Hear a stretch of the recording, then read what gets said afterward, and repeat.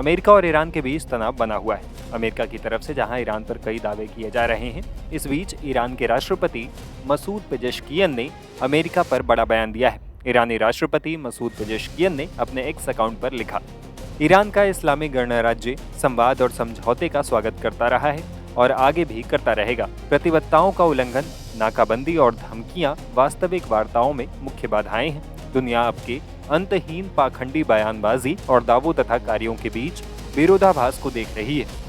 बता दें कि अमेरिका और ईरान के बीच सीज फायर बढ़ाने के बावजूद दोनों देशों के बीच तनाव कम नहीं हुआ है। ईरान ने 3 जहाजों MSC फ्रांसिस्का, एपामिनोडास और यूफोरिया को कब्जे में ले लिया है। वहीं अमेरिका ने ईरानी बंदरगाहों की नौसेना नाकेबंदी जारी रखी है। रिपोर्ट के मुताबिक ईरानी बंदरगाहों की नाकेबंदी दोनों देशों के बीच सबसे बड़ा विवाद उभरी है।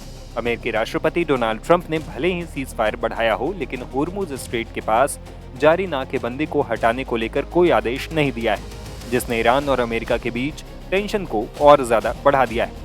हालांकि कई रिपोर्ट्स में दावा किया जा रहा है कि 36 से 72 घंटों के भीतर दोनों देशों के बीच नई बातचीत शुरू हो सकती है। हालांकि इन सबके बीच होर्मुज स्ट्रेट के आसपास तनाव और ज्यादा बढ़ गया है। बता दें कि ईरान की IRGC ने होर्मुज स्ट्रेट में भारत आ रहे एक जहाज को रोककर कब्जे में ले लिया है। ईरान ने आरोप लगाया है कि जहाज बिना इजाजत होर्मुज से गुजरने की कोशिश कर रहा था।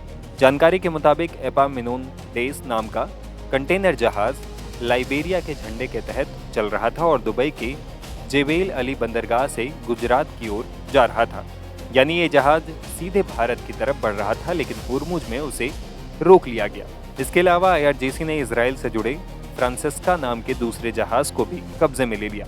रिपोर्ट के मुताबिक IRGC के कमांडो ने हेलीकॉप्टर के जरिए इन जहाजों पर उतरकर सैन्य कार्रवाई की और इन्हें ईरानी बंदरगाह की तरफ मोड़ दिया। इस घटना के बाद से अंतर्राष्ट्रीय समुद्री मार्ग में हड़कंप मच गया है, क्योंकि होर्मुज की खाड़ी दुनिया के सबसे व्यस्त तेल व्यापार मार्गों में से एक है। वहीं ईरान का दावा है कि ये जहाज समुद्री नियमों का उल्लंघन कर रहे थे। हालांकि एक्सपर्ट्स का मानना है कि ये कार्रवाई इजराइल और पश्चिमी देशों को कड़ा संदेश देने के लिए की गई है। बता दें कि डिफेंस एक्सपर्ट्स पहले ही कहते रहे हैं कि ईरान होर्मुज को एक हथियार की तरह इस्तेमाल कर सकता है और अब ईरान बिल्कुल वैसा ही कर रहा है। देखिए, आज सीज फायर टॉक्स वार्ता फेल हुई है। यस, दोनों पक्ष की कुछ रेड लाइंस थी। शायद अमेरिका कुछ चाहता था और अमेरिका ने बोला टेक इट और लीव इट। ईरान उन शर्तों से एग्री नहीं हुआ फुल्ली और फेल हुई टॉक्स।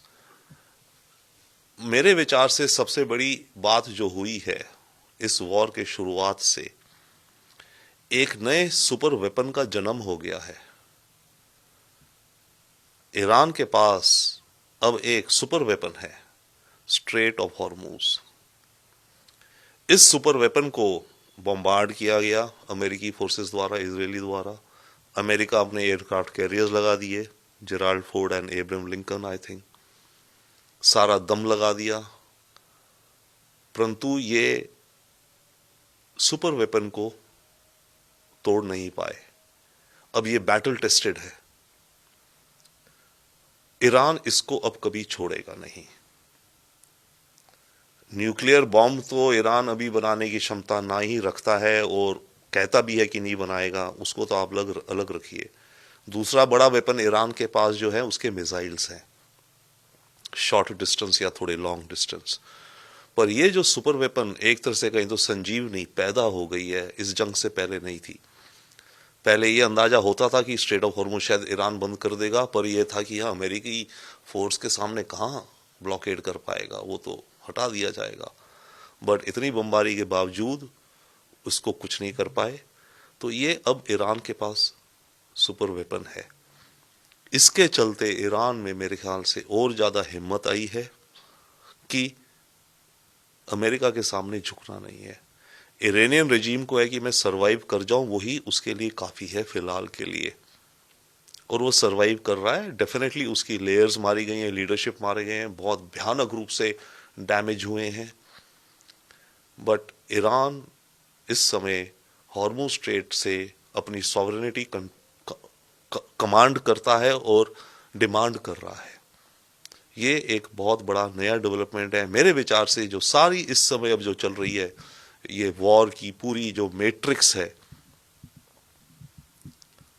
इस हॉर्मूज पर जो ईरान का कब्जा है इफेक्टिव, उसको लेकर के अगर स्ट्रेट ऑफ हॉर्मूज का टूल ना हो, वेपन ना हो ईरान पे, तो मेरे विचार से आज ये सीज फायर शायद हो जाती, क्योंकि ईरान के पास स्टैंड अप करने के लिए कोई ज़्यादा ऑल्टरनेटिव नहीं है।